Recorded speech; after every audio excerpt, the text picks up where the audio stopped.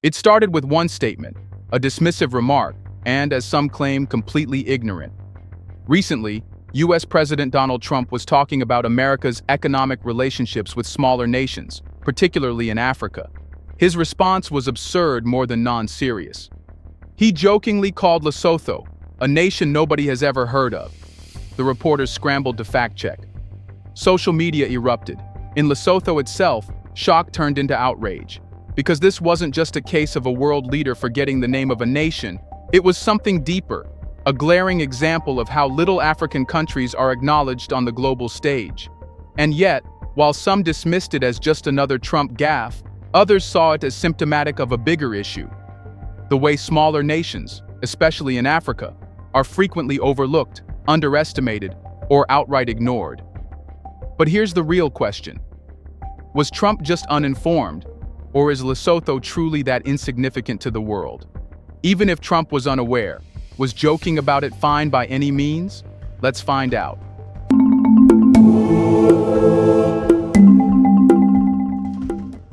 For most people around the world, the name Lesotho may not ring a bell. It's not a global superpower. It's not a country that frequently dominates international headlines. And unlike its much larger neighbor, South Africa, it isn't a household name in geopolitics, but that doesn't mean it's insignificant. Lesotho is one of the most fascinating and strategically unique nations on the African continent. From its unusual geography to its historical resilience, Lesotho stands as a nation that has carved out its path, one that deserves far more recognition than it gets. So, what exactly is Lesotho? Why should the world take notice?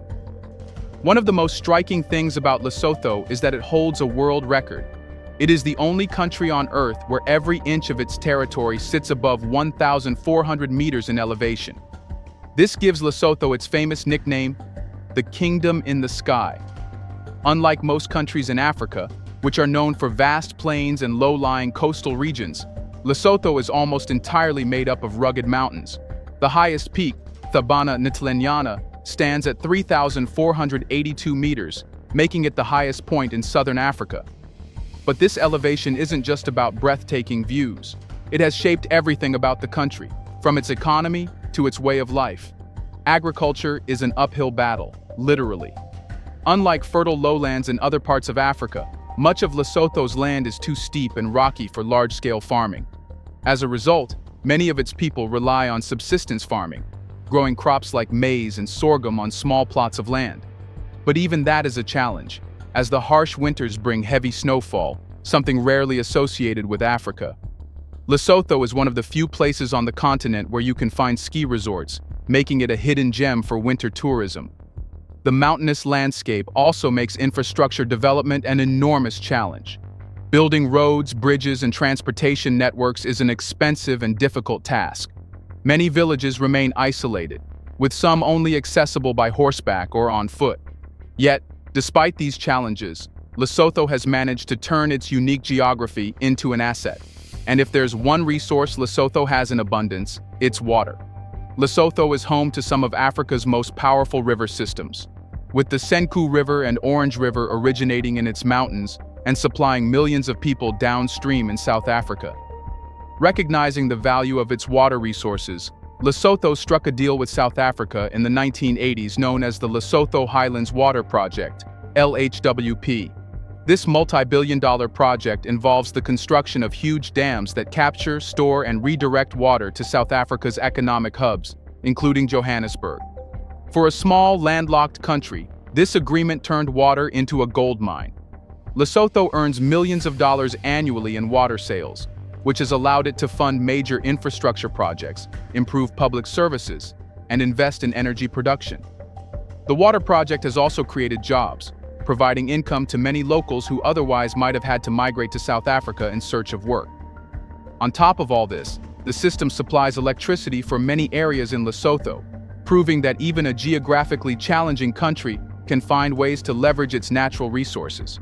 Here's a reminder to please like and share the video and subscribe to our channel to watch more videos on Black culture, history, civilization, and identity. Let's continue now. Beyond its geography and water wealth, Lesotho has something even more valuable: its history of resilience. Unlike many African nations that fell under European colonial rule in the 19th century, Lesotho never fully surrendered its sovereignty. The Basotho people, led by the legendary King Moshoeshoe I, fought off multiple invasions, from Zulu warriors to European settlers. While much of southern Africa was being taken over by the British and the Dutch, Lesotho held its ground. Eventually, rather than be absorbed into neighboring South Africa, Lesotho voluntarily became a British protectorate in 1868. This allowed it to maintain its own identity, culture, and leadership while avoiding the brutal colonial wars that devastated much of the continent. And when the time came, Lesotho didn't have to fight for independence. It simply negotiated its way to sovereignty, gaining full independence from Britain in 1966. This history explains why Lesotho remains one of the few African nations that never fell under direct European settler rule. Unlike South Africa, where European colonists dominated for centuries, Lesotho kept its traditional monarchy intact. Today, it remains one of the last remaining kingdoms in Africa, with King Letsie III serving as a symbol of national unity. So, back to the original question, is Lesotho truly that insignificant? The answer is clear. Absolutely not. It's a nation with a rare geography, shaping its economy and way of life in a way few other countries can relate to. It controls one of the most important water supplies in southern Africa, making it an essential partner to the region's largest economy, South Africa. And it has a history of resilience, avoiding the full-scale colonial takeover that many of its neighbors endured. Yet, despite all this, Lesotho remains one of the least recognized nations in the world. Why? Because, like many smaller nations, it is often overshadowed by bigger players, lumped into broad generalizations about Africa, and treated as an afterthought in global discussions. But as this controversy has shown, Lesotho is not invisible. It has a story worth telling. It has a legacy worth remembering. And it is a nation that refuses to be ignored.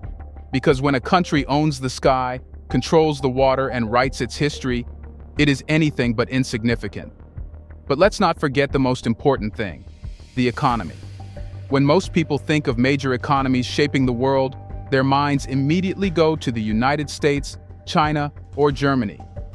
Few would ever consider a small, landlocked country like Lesotho as a key player in global commerce. And yet, Lesotho has quietly positioned itself as an essential force in one of the world's most profitable industries, textile manufacturing. It's a surprising reality. A country with just over 2 million people, surrounded by South Africa, with no major seaports or highways connecting it to international markets, has managed to carve out a highly competitive niche in the global supply chain. But how did it happen? Why does this matter? The answer lies in a powerful combination of trade agreements, strategic positioning, and an unexpected partnership with the United States. For much of the 20th century, Lesotho's economy relied heavily on two sources of income: agriculture and remittances from workers in South African mines. However, both of these industries were fragile. Agriculture struggled due to the country's mountainous terrain and harsh winters, while the mining industry became increasingly unstable as South Africa's economy evolved. Lesotho needed a new way to generate wealth, and by the late 1990s it found one: the textile and garment industry. The transformation began with the African Growth and Opportunity Act (AGOA), a U.S. trade policy enacted in 2000 that gave African countries duty-free access to the American market. The deal opened the floodgates for foreign investment in Lesotho's textile sector, allowing factories to be built, workers to be trained, and international brands to take notice. Soon, Lesotho became one of the largest clothing and apparel exporters in Africa. Its textile industry exploded, employing tens of thousands of people, particularly women, and generating hundreds of millions of dollars in revenue each year. Companies from China, Taiwan, and South Africa rushed to set up operations, seeing Lesotho as an ideal manufacturing hub with low labor costs and favorable trade conditions. What's even more remarkable is the specific niche that Lesotho has come to dominate. If you've ever bought a pair of Levi's, Wrangler, or Gap jeans, there's a good chance they were made in Lesotho. The country has become a global leader in denim production, supplying some of the most well-known brands in the world. Lesotho's success in this field is not just a matter of low wages. Unlike some countries that rely solely on cheap labor, Lesotho has built a reputation for high-quality textile production. Its factories adhere to strict international labor standards, making it a preferred partner for brands that want to avoid the ethical concerns surrounding sweatshops in Asia. One of the main reasons Lesotho became a dominant player in the textile industry while other African nations struggled to do the same was its ability to offer long-term political stability and investor-friendly policies. While many African countries faced economic uncertainty, fluctuating government policies, or civil unrest, Lesotho remained remarkably stable. Another major factor is its workforce. Unlike regions where industrial labor is scarce or untrained, Lesotho has cultivated a skilled labor force that understands textile manufacturing. Many workers are highly experienced, having spent years in garment factories producing export-quality products. Furthermore, Lesotho's proximity to South Africa gives it a logistical advantage that many other African nations do not have. While it may be landlocked, it has easy access to South African ports and highways, allowing goods to be exported efficiently. This combination of stability, skilled labor, and trade advantages has made Lesotho the largest apparel exporter to the US in sub-Saharan Africa. But there's an irony to this success. Despite the rapid growth of its textile sector, Lesotho's dependence on foreign trade agreements means that its economic stability is not entirely in its own hands. While AGOA has been a blessing, it also leaves Lesotho exposed to the decisions of the US government. If AGOA were to be repealed or significantly altered, Lesotho's textile industry could collapse overnight. Thousands of jobs would be lost. Foreign companies could pull out. The very foundation of the country's economy, built on exports, could be shaken to its core, and the cracks are already beginning to show. In recent years, as US trade policies have fluctuated, Lesotho has faced growing uncertainty about its economic future. Some US lawmakers have pushed for AGOA to be revised, while others have suggested shifting more production back to American soil. Even a minor change to the agreement could send shockwaves through Lesotho's economy. Another challenge is competition from other low-cost manufacturing hubs. While Lesotho was once one of the few African nations supplying major American brands, countries like Ethiopia and Kenya are now entering the market, offering similar trade benefits and even lower production costs. If Lesotho does not find a way to stay ahead, it could be overtaken by these emerging competitors.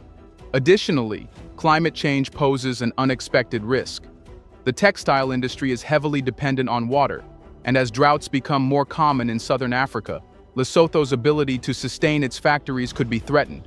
While it currently benefits from the Lesotho Highlands Water Project, a severe water crisis could disrupt production and send costs skyrocketing.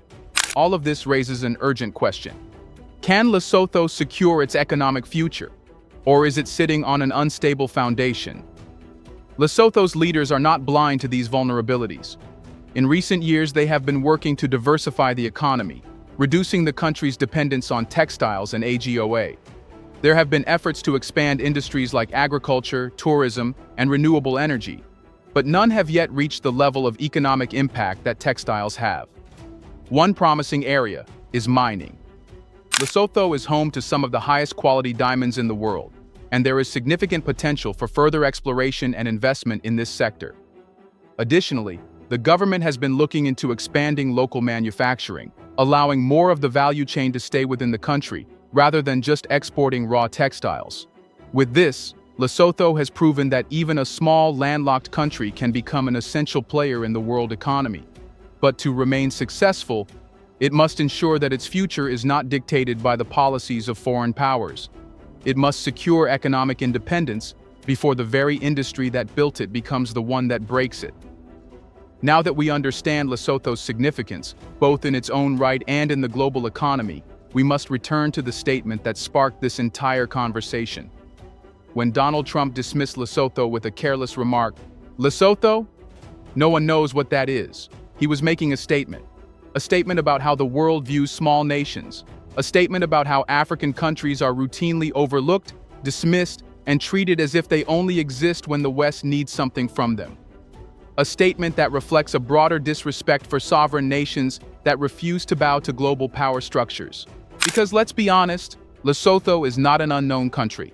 It may not be a global superpower, but it is a recognized, independent state with diplomatic ties to the United States, a major player in the textile industry, and a vital partner in Southern Africa's water and energy network. Yet, to someone like Trump, a country like Lesotho is not worth remembering unless it directly serves American interests in a way that benefits him personally. This is not just about one man's ignorance. It is about a systemic disregard for smaller nations, particularly in Africa, which are often treated as nothing more than footnotes in the geopolitical landscape. Trump's remark is not an isolated incident. It is part of a long history of Western leaders disregarding African nations unless they are speaking about aid, military intervention, or resource extraction. If Lesotho were a country that held vast oil reserves, military bases, or a strategic geopolitical position for U.S. interests, would Trump have been unaware of it? Of course not. The fact that Lesotho primarily benefits from AGOA, a trade policy designed to serve American corporate interests rather than direct exploitation of resources, makes it less visible in the eyes of U.S. policymakers. This highlights an ugly truth. For Western leaders, a country only exists if it is useful. Nations like Lesotho, which have carved out economic niches and built stable governments without relying on Western intervention, are often ignored simply because they do not fit the typical narrative of African countries in crisis that Western media prefers to portray. But here's the irony. Lesotho is far more important to global economics and regional stability than many so-called important nations. From its dominance in the textile industry to its control over Southern Africa's water supply, Lesotho plays a quiet but crucial role that the West has taken for granted for too long. Trump's remark, then, was not just ignorant, it was insulting. It was a dismissal of an entire country's history, economy, and people. It represents a mindset that must be challenged. The truth is, Lesotho is not obscure. It is a country with a rich history, a significant economy, and a unique geopolitical role. The problem is not that Lesotho is unknown, it is that those in power do not take the time to acknowledge its importance. Lesotho's economic contributions, its role in regional stability, and its potential for the future all demand recognition. The fact that a U.S. president could casually dismiss it as though it were some imaginary place is proof of a deeper problem. A world where smaller nations, especially in Africa, are treated as if their existence is optional. But this is where the world is changing. Lesotho, like many other African nations, is no longer waiting for Western validation. It is forging its path, building new economic alliances, and proving that its significance does not depend on whether the West acknowledges it. Trump's ignorance does not define Lesotho. The country's history, its people, and its resilience do. And whether the West likes it or not, Lesotho is making itself known. Not because it needs recognition, but because it demands respect. If the world is blind to Lesotho's importance, then it is the world that must change, because Lesotho is here to stay. Do you think a leader should joke about the existence of a nation? When did world leaders turn into stand-up comedians? Let us know in the comments section. Is it just Trump living under a rock, or is this a bigger issue? Do you want to watch more videos like this one? If so, subscribe to our channel and press the bell icon next to it. We have decided to bring videos on something nobody talks about: the Black culture, civilization, history, and evidence about how glorious Blacks have been. Thanks for watching, and until the next video, stay tuned.